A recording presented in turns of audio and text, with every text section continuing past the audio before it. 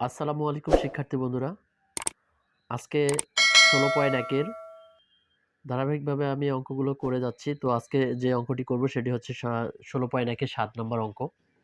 এর আগের ভিডিওতে আমি দেখিয়েছি 6 নম্বর অঙ্ক এবং 1 থেকে ধারাবাহিকভাবে শুরু হয়েছে অঙ্কগুলো। তো 7 নম্বর অঙ্কটি আমরা দেখব। প্রশ্নটি কি রয়েছে?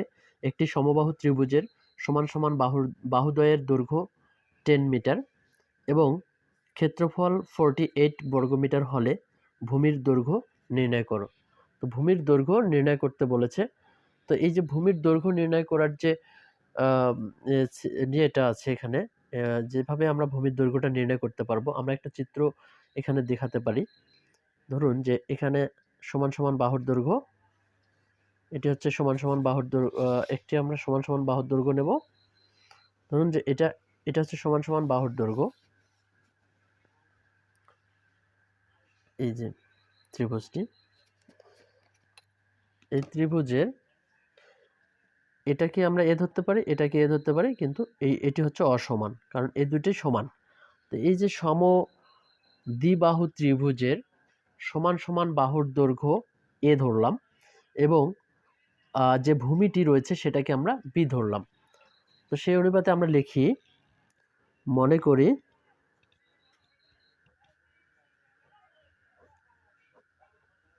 সমদ্বিবাহু ত্রিভুজের সমদ্বিবাহু ত্রিভুজের সমদ্বিবাহু ত্রিভুজের সমান সমান বাহুর দৈর্ঘ্য সমান সমান বাহুর দৈর্ঘ্য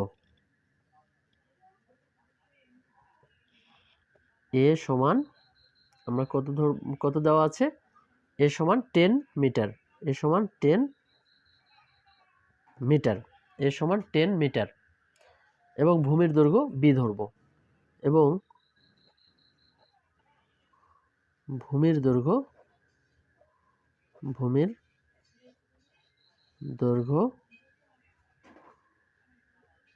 বি, দৈর্ঘ্য সমান বি মিটার। তাহলে আমরা ভূমির দৈর্ঘ্য কত ধরলাম, বি মিটার। তো আমরা সমদ্বিবাহু ত্রিভুজের যে ক্ষেত্রফল নির্ণয়ের সূত্রটি, সেটি আমরা জানি যে এর আগের ভিডিওতে আমরা সমদ্বিবাহু ত্রিভুজ নির্ণয় করেছিলাম। তো আজকেও আমরা সমদ্বিবাহু ত্রিভুজের যে ভূমির দৈর্ঘ্য নির্ণয় করতে হবে আমাদের। তো আমরা লিখব, আমরা জানি সমদ্বিবাহু ত্রিভুজের ক্ষেত্রফল, আমরা জানি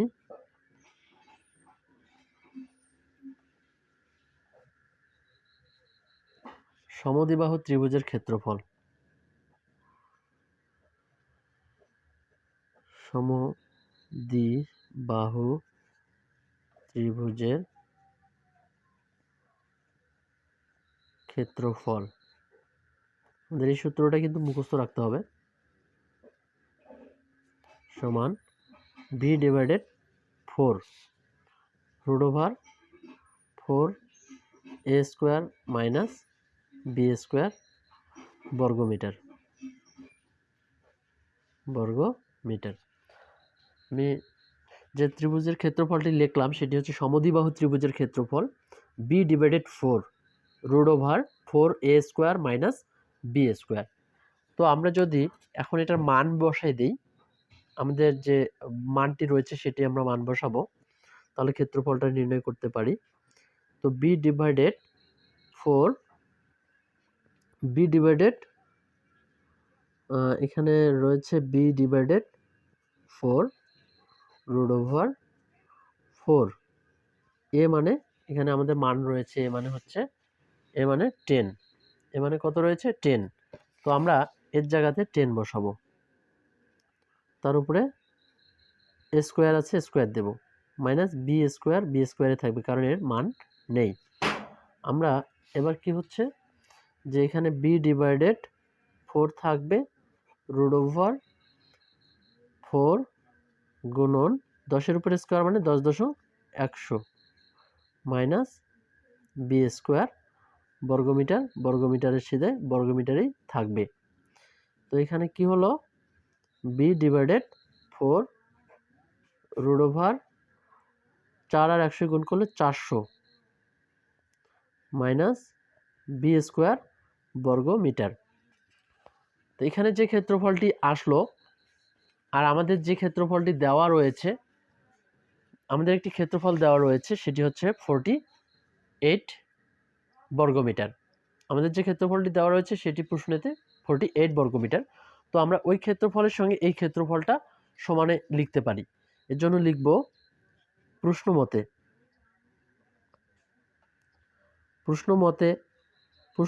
অথবা প্রশ্নানুসারে প্রশ্নমতে লিখলাম।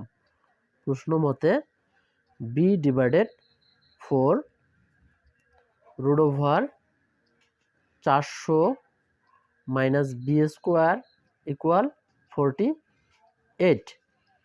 আমরা যদি এটা সমাধান করি তাহলে কি আসতে পারে, কারণ এই বিটা হচ্ছে নিচের মান, বি এর সঙ্গে যদি 48কে গুণ করে দেই তাহলে কি আসতে পারে, B root over 400 minus B square equal 48 গুণন 4।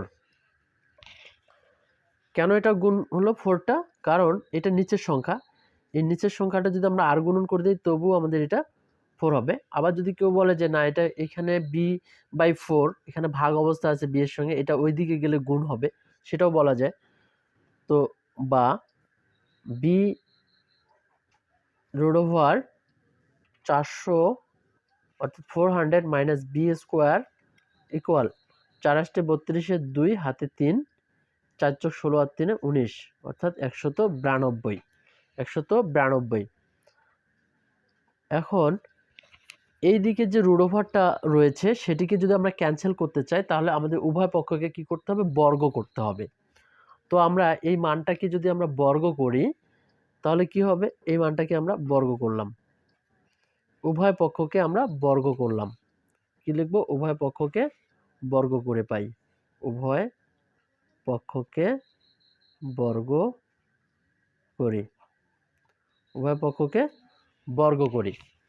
তো এখানে বি এর উপর স্কোয়ার, তাহলে বি স্কোয়ার হবে ইন্টু স্কোয়ার রুটে ক্যান্সেল হয়ে গেলে এখানে থাকবে কত, 400 minus B square, 400 minus B square অর্থাৎ এই যে ভিতরের যে অংশটি রয়েছে 400 মাইনাস বি স্কোয়ার অর্থাৎ 400 মাইনাস বি স্কোয়ার, এবং এখানকার রুট ওভারটা ক্যান্সেল হয়ে গেল স্কোয়ার আর রুটে।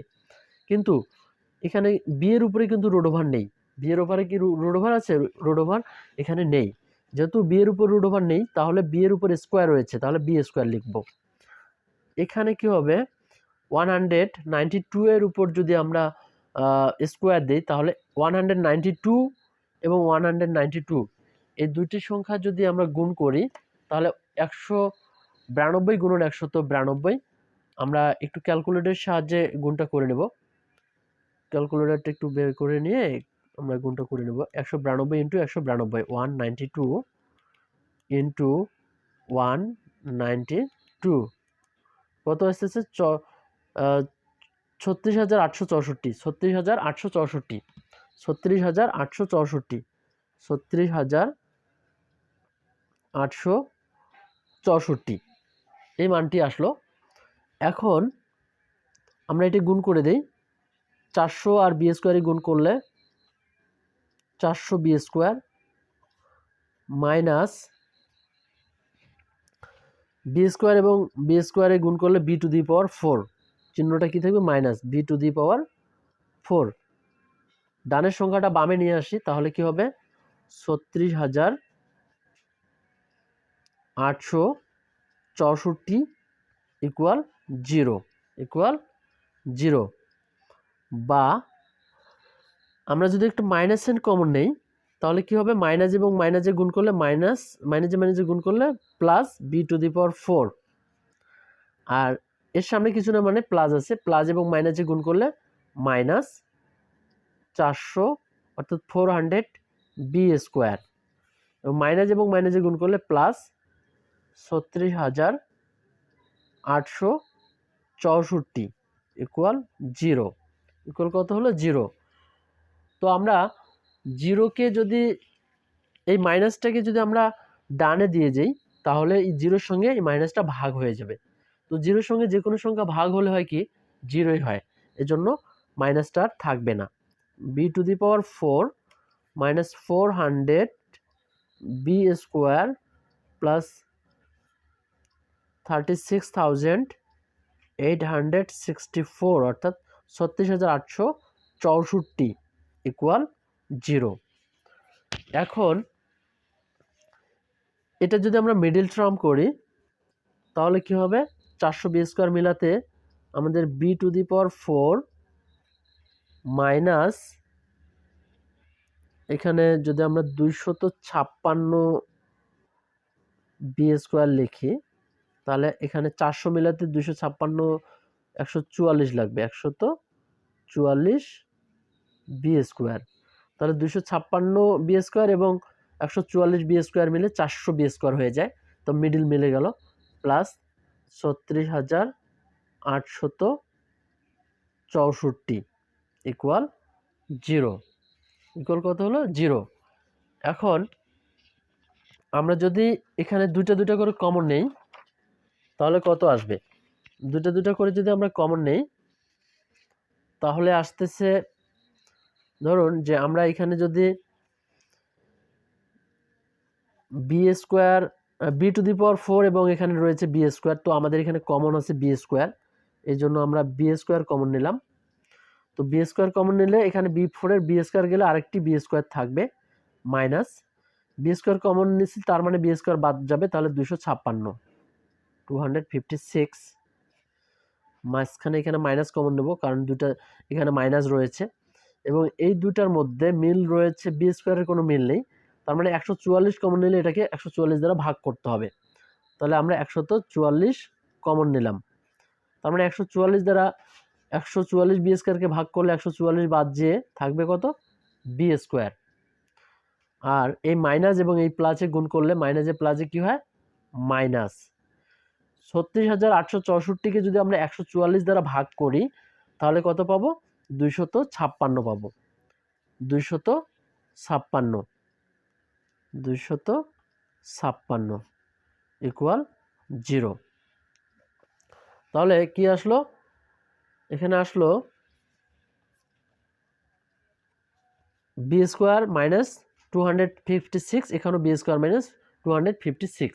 তো আমরা যদি একটি কমন নেই, বি স্কোয়ার মাইনাস 256 ইন্টু, তাহলে এখানে থাকবে কত, বি স্কোয়ার মাইনাস 144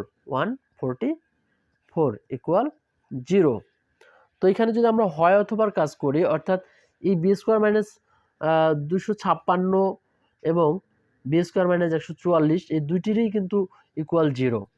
তো আমরা হয় লিখব, হয় বি স্কোয়ার মাইনাস 256 ইকুয়াল 0 বা বি স্কোয়ার ইকুয়াল 256, অর্থাৎ এদিকের স্কোয়ার ওদিকে গেলে রুট ওভার হবে, এদিকের স্কোয়ার যদি ওদিকে যায় তাহলে কি হবে, রুট ওভার হবে।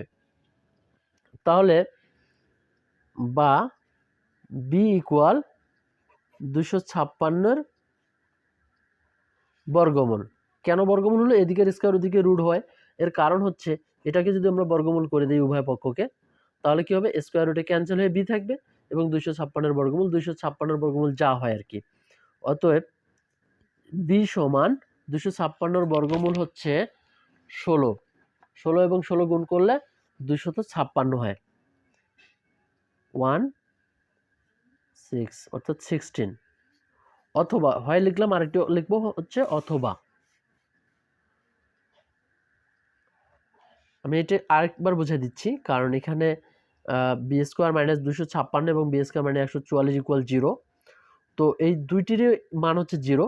তো এখানে কি হচ্ছে যে বি স্কোয়ার মাইনাস 256 ইকুয়াল 0 এর কাজটা যদি আমরা করি তাহলে এই বি স্কোয়ারে থাকবে এবং মাইনাস 256টা ডানে গেলে প্লাস 256 হয়ে যাবে এবং এই স্কোয়ারটাকে ক্যান্সেল করবার জন্য আমরা উভয় পক্ষকে রুট করলাম, হ্যাঁ, তো রুট আর স্কোয়ারে ক্যান্সেল হয়, তাহলে 256 বর্গমূল 16 হয়। তাহলে আমরা কি পাইলাম, বি ইকুয়াল পাইলাম 16। অথবা